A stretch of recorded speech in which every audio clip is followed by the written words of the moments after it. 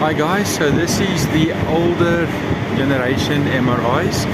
They still used to use helium. The newer ones are helium free. So this is on life support. This is where it's transported from the factory to the site. You can hear the curtain going ch ch ch. That is to compress and to cool down the magnet. So this is where it is shipped. They take you inside. Once inside, it's quite noisy.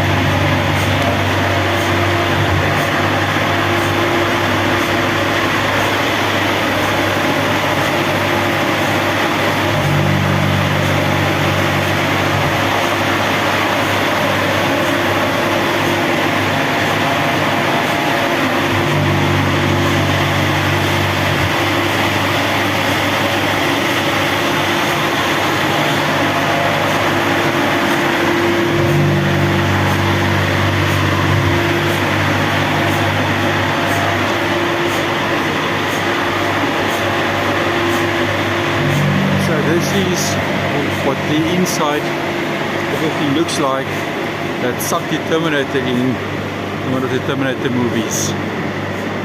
I hope you enjoyed this video. Thanks.